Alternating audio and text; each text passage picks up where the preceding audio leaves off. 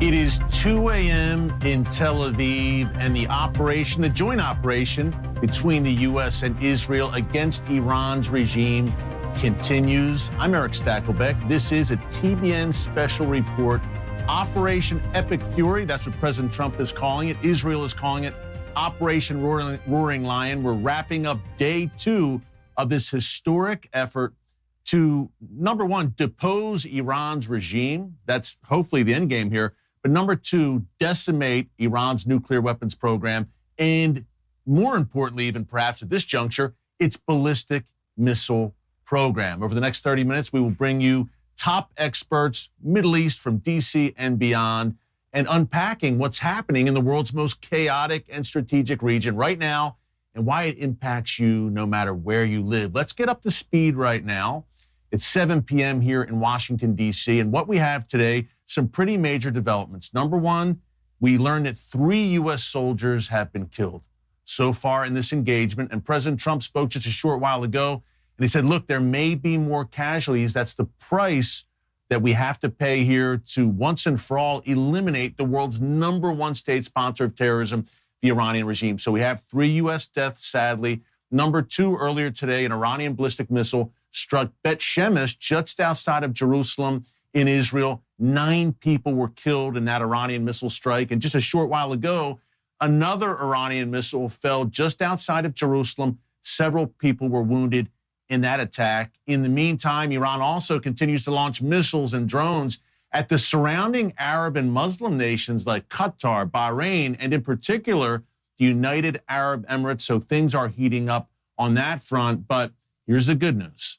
The United States and Israel have had smashing success over the past 48 hours in decimating Iran's military capabilities. And of course, yesterday, the big one, the Supreme Leader Ayatollah Khamenei, he was killed in this joint U.S.-Israel operation. So Khamenei is no more. And also, you may remember a name, Mahmoud Ahmadinejad. Not too long ago, about a decade ago, he was the president of Iran, a notorious Israel hater, anti-Semite. He also was killed, we're hearing reports, in these engagements over the last 48 hours. So the question is now, how long does this all last?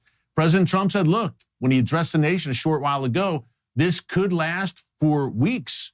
We're not quite sure, but he also added, and folks, key point here, that Iranian military officials, leaders, remaining leaders that haven't been eliminated, remember, some 40 of them were killed in the opening juncture of this offensive, but they are apparently behind the scenes, these Iranian leaders, reaching out to the U.S., the administration. They want to talk. Perhaps they want a deal to end the barrage against them, but it is unfolding right now as we speak, and we're joined right now by national security expert Victoria Cote. Victoria, always great to see you. Hey, you worked for President Trump, advised him during his first term, and I think a big takeaway here, peace through strength. We're seeing it right now, Victoria, in real time. Can you tell us a bit more about the total game changer, geopolitical and really historic game changer that Donald Trump has been, in particular in the second term? This has lasted, this Iranian crisis, through 7 presidencies dating back to 1979. Donald Trump is the first commander-in-chief to finally take the bold action needed to resolve it. No, you're absolutely right, Eric, and great to be with you. Thank you for having me on. This is something everyone said you couldn't possibly do. You couldn't attack Iran. They were going to take all of these actions that were going to be so detrimental. And as the president pointed out tonight, and I would just add on that front, I mean, the president has addressed the American people twice in 2 days about what he's doing and why. We never heard from Joe Biden about the Ukraine war and what he was doing and why. And so what we have is the president reaching out, telling us, this is what's going to happen. He's not trying to sugarcoat anything. He, both on his first statement and then again tonight, talked about the possibility of casualties. Today, we had 3 casualties in Kuwait.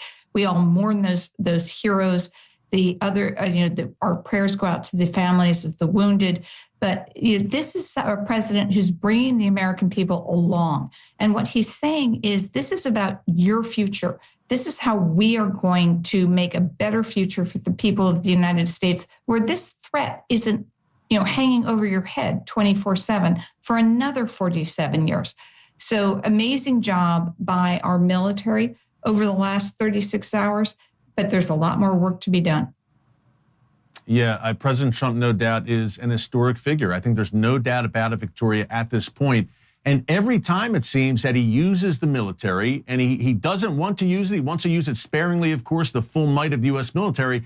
But Victoria, it seems like he does it wisely, shrewdly, quickly. What sets apart the objectives here in Iran and what we've seen so far in this operation from previous U.S. operations in the Middle East in particular?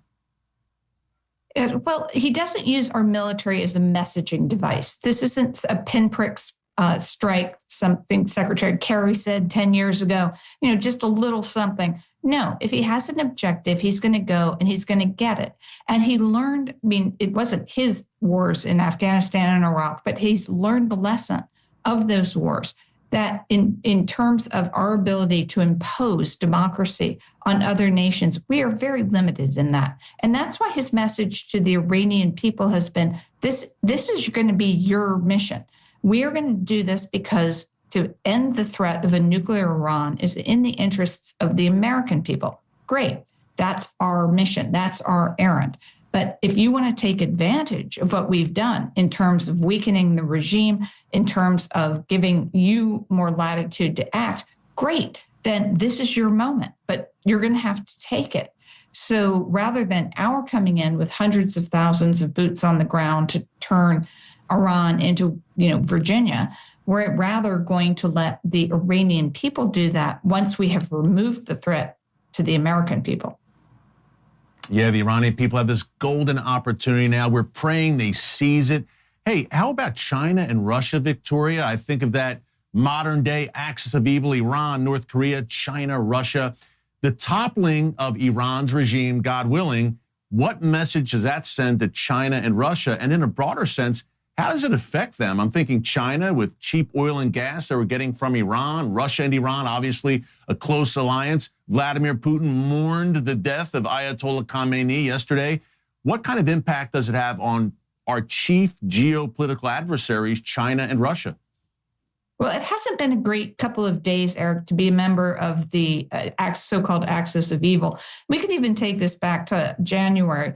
And they've lost Venezuela as well. And Cuba is on the brink. And so President Trump, instead of just accepting the axis of evil as something that we have to deal with, he's like, no, I'm going to change this. I'm not going to leave these threats to the American people hanging over our heads.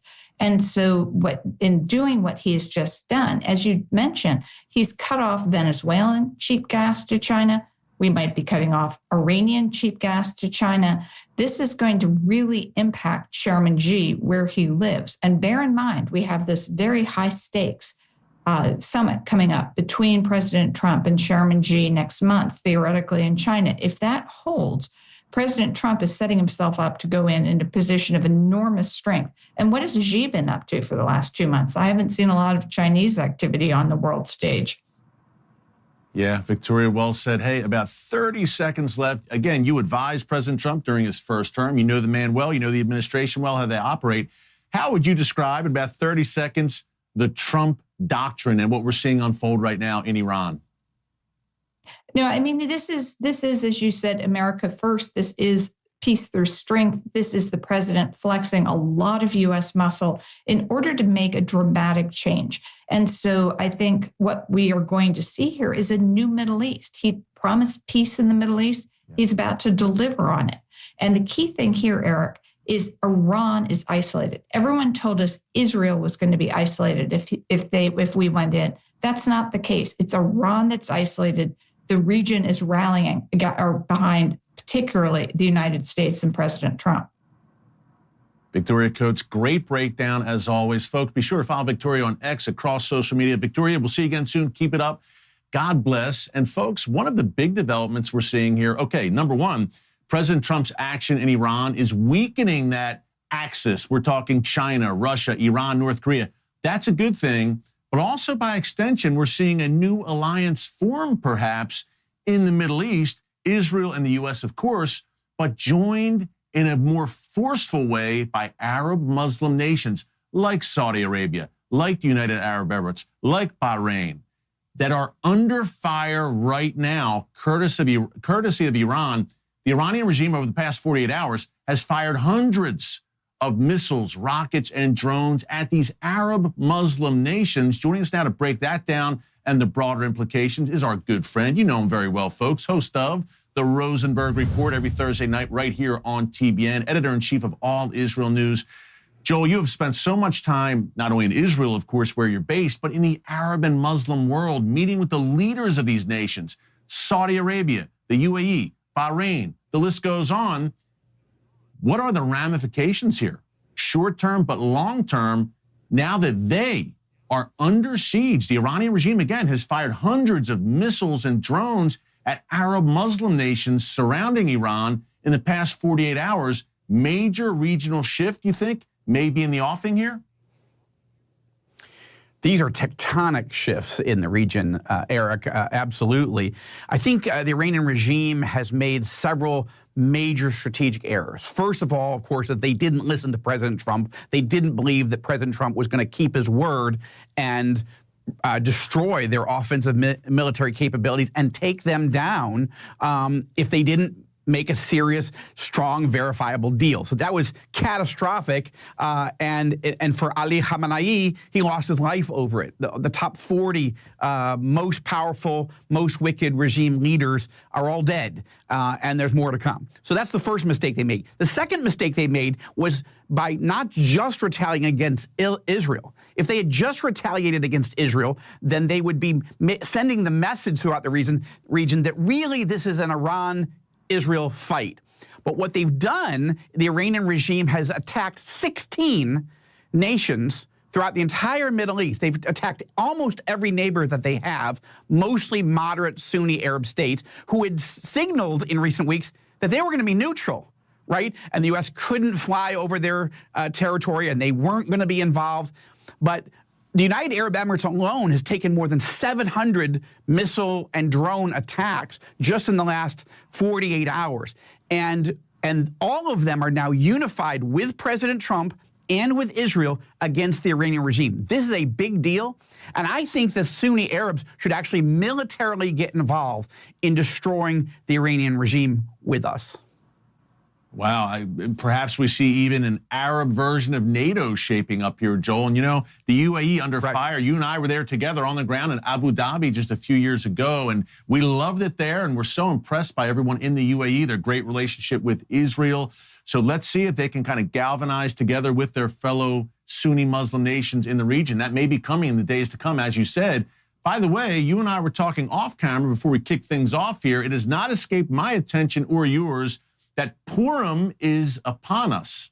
Now, this is obviously the Jewish holiday commemorating the freedom of the Jewish people, the death of a previous Persian tyrant by the name of Haman. It's outlined in the book of Esther. Now we see Khamenei, a modern-day Persian tyrant. On the eve of Purim, he meets his demise. Joel, do you see God's hand at work here, perhaps?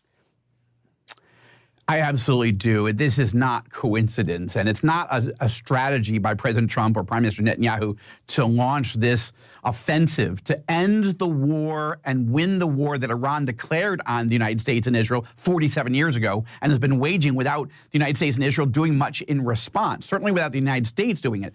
But the fact that this is Purim, that the death of Haman, and now we have the death of Khamenei, this is like, I think it's prophetic. I think it's biblical. I think President Trump is going to go down as not only a historic figure, but an historic American leader of biblical proportions. And you have to understand that, 8 years ago, I was a never Trumper, and I changed my mind because I saw President Trump keeping his word. He told the Iranian regime back in the first term, hey, make a deal with me, and I'll, and you can, you can go on with your lives. But if you don't make deals with me to get rid of your terror campaign and your terror infrastructure, then we will impose the worst possible economic sanctions, diplomatic sanctions. And then eventually he said, I might have to go military. And they still didn't listen. I believe God hardened the heart of Khamenei, the Ayatollah, just as God hardened the heart of Pharaoh. that Moses gave the leaders of Egypt an opportunity to let my people go, stop terrorizing the nation of Israel. And Pharaoh wouldn't do it, couldn't do it. And God finally hardened his heart. And I think that's what God has done here. The key for President Trump is he's not doing it for Israel. President Trump is doing this for the United States to protect American lives, American interests, but also American allies, of which Israel is the most important American ally in the Middle East. But President Trump is also doing this to protect American interests in the Middle East and our Arab allies. And that's right. That is good. The president is not listening, clearly, to the Tucker, Candace Owens, Nick Fuentes, neo-Nazi Nick Fuentes wing, or what they think is a wing of the Republican Party. President Trump is not listening to them at all, and God bless him for it. Yeah, and thank God for that. And Joel, and hopefully that Tucker Carlson wing, which is viciously, I don't use that word lightly, viciously anti-Israel, hopefully they will be marginalized in the wake of what is so far a very successful operation. You know, we talk about the biblical historic links between Persia, which is modern-day Iran, Joel, and Israel. They're in the Bible. Think of King Cyrus, the Persian king who released the Jewish people from captivity, allowed them to return to Jerusalem and rebuild the temple. Now we kind of have the script being flipped a bit in that now the people of Israel are, in a sense, helping to free the people of Iran from captivity. Can you talk about the potential, Joel, for the Iranian people and the Iranian church in particular? Look, people may not realize, yes, it's the world's #1 state sponsor of terrorism, but Iran is also home to the world's fastest growing church, mostly underground, of course, because of persecution, but it's there and it's growing, and there seems to be unlimited potential for Iran if it can shake the yoke of this wicked regime. Absolutely. We are seeing a spiritual awakening because the wicked tyrants and terrorists of Tehran have created an environment where Iranians have realized that if the leaders of Iran are the most special and perfect Muslim leaders in the world, then they don't want to be Muslims anymore. They're abandoning Islam. Now, some are going to atheism, some to agnosticism, but millions are turning to faith in Jesus Christ. It is the single greatest spiritual awakening going on in the Muslim world, certainly in the Middle East. So that's very encouraging. I would also say that on the Rosenberg Report several years ago, I had the honor of having an interview with the exiled crown prince of Iran, Reza Pahlavi, right, who was the son of the exiled and late Shah of Iran, who was pro-American and pro-Israel and pro-Western in his day, though he was also quite cruel in the latter years of the Shah's government.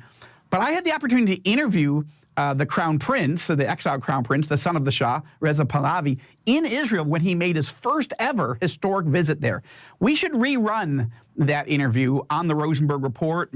You should run clips of it as well, because one of the questions now that the supreme leader is rotting in hell is who will lead Iran going forward. And it's too early to say that Reza Pahlavi will be the guy, right? There's a lot more that would have to happen.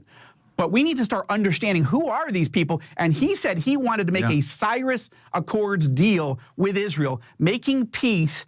And I think the Iranian regime, or the Iranian people, are going to thank the Israeli people for liberating them, just the way Israeli Jews thank King Cyrus, that great Persian leader, for liberating us so many years ago. Yeah. Joel, great way to close it out. Wow, exciting times. Thank you for sharing that. The Cyrus Accords, folks, is at the doorstep. Joel, great job, my friend. We'll see you again soon. God bless. And joining us now, Senior Advisor for the Foundation for Defense of Democracies right here in Washington, D.C., Richard Goldberg is with us. Richard, always great to see you. Hey, can you give us a sense right now? We're talking about the state of play right now for this operation.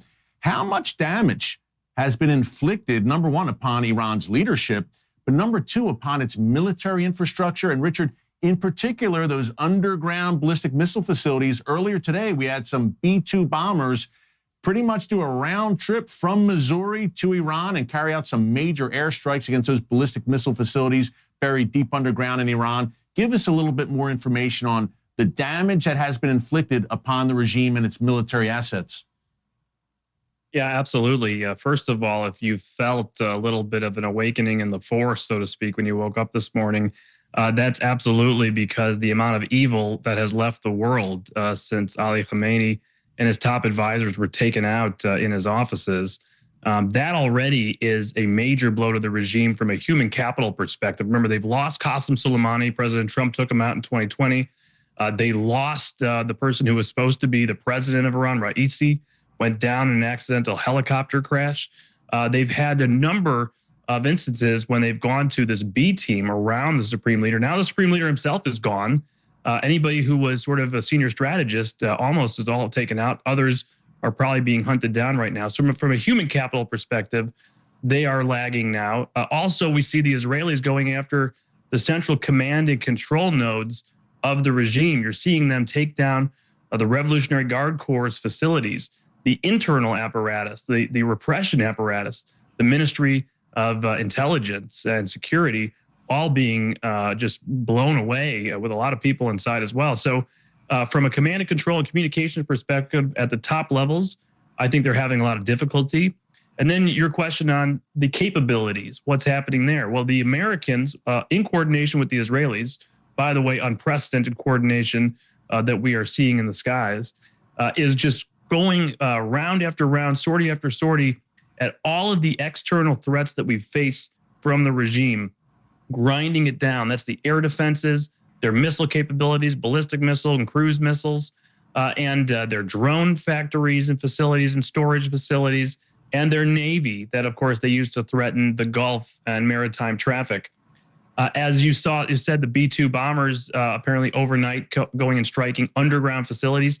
This is what the Iranians have called their missile cities. A lot of storage down there, missile launchers, missiles themselves. And so over time, even though we continue to see the launches, and they clearly have mobile systems that are able to get off missiles fired at Israel, fired at our bases, fired at our allies in the Gulf, we are finding those in real time. Every single moment they fire a missile, we track the point of origin and we destroy the launcher. And so they're going to be running low on these mobile systems for the solid fuel missiles very soon. And as far as the liquid fuel rockets that they have in greater numbers, that takes more time for them to actually sit there and fuel, 2 to 3 hours. If you can detect that in real time, you can destroy it preemptively. And we've seen some of those videos released as well. So from a military capability perspective, this regime is being grinded down. The leadership is being grinded away. And then we understand from some of the press reports, the Israelis have a plan in mind to start going after more and more of that repression, law enforcement apparatus, which might finally enable people to come back into the streets without fear of being gunned down and start taking the country back. Yeah, that is the ultimate goal. God willing, that does happen. And President Trump said earlier today that the operation is actually ahead of schedule. Incredible accomplishments by the U.S. and Israel. Historic, Richard, as you said, working in tandem. And perhaps the Arab Gulf nations will get involved as well as they continue to be barraged by Iran. But I've been disappointed personally by Britain, France, Germany, the reaction from Western Europe. They're suddenly saying they'll get involved in a defensive capability, apparently. What have you seen from our NATO allies so far in this operation? Have you expected more? Well, I'll say, the positives first. Obviously, after we had seen the Brits claim that they wouldn't allow certain bases to be used by the United States for offensive military operations in the lead up to this set of strikes, we have seen the Brits, the Australians, the Canadians, our closest intelligence allies, what we call the Five Eyes, coming out right out of the gate Saturday saying, we support this operation fully. This is justified. It's legitimate. Perhaps they had some of the intelligence that the president saw shared with them as well. And so that was important politically to get their support for the operations. We are not isolated, despite what some of the opponents of the president would have you believe. Our closest allies are standing with us. And then you're right, as far as the Brits, they'd originally committed just to defensive operations, which, by the way, is important. It's important to have more fighter jets in the sky, taking out the drones, the cruise missiles, anything else you can do that's coming towards Israel, that's coming towards our own bases. Hezbollah might be thinking about getting into the fight. Additional air power will be helpful. And then we've just heard in the last few hours that the Brits will, in fact, open their bases to the United States for offensive military operations. What the French do next, I don't have high hopes for, let's say, but important signals from the Brits that they are closing ranks with us at this important moment. Richard Goldberg, great stuff as always, my friend. Folks, be sure to follow him, fdd.org, and on X, across social media. Richard, keep up the great work. We know you're watching very closely. We'll see you again soon. And wow, I think Richard really gave a great breakdown, folks, of the unbreakable alliance between Israel and the United States. You're seeing it play out in real time right now. I've said many times here on TBN that Israel, this tiny nation the size of the state of New Jersey, imagine that, it's in the belly of the beast. In a sea of tyranny, it is the first line of defense for Judeo-Christian Western civilization. And the United States right now is the last line of defense for Judeo-Christian Western civilization. This is a civilizational struggle against radical jihadist Islam that is personified by Iran's regime. Folks, think about it.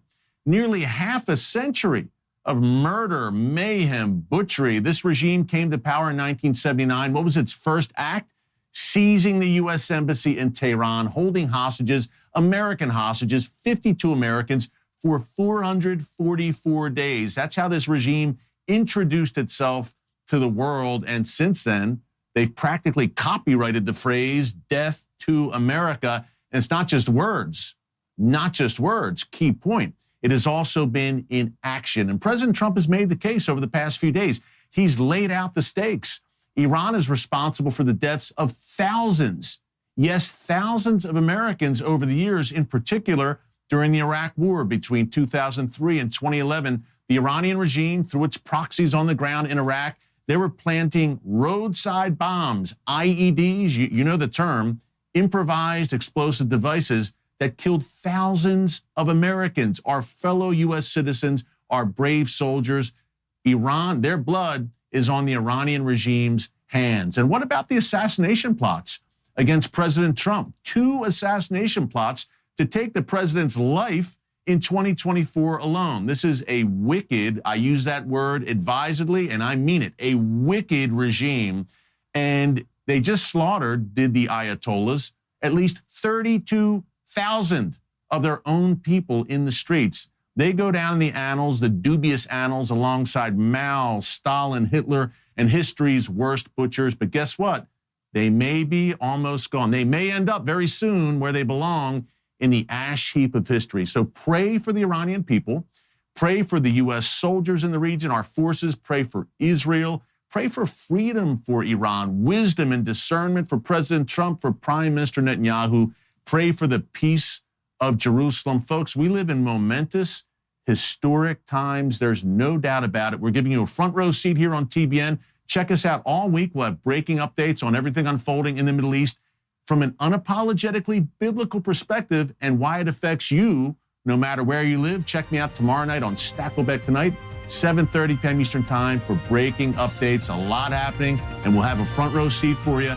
Until then, have a great night, and God bless. We'll see you soon.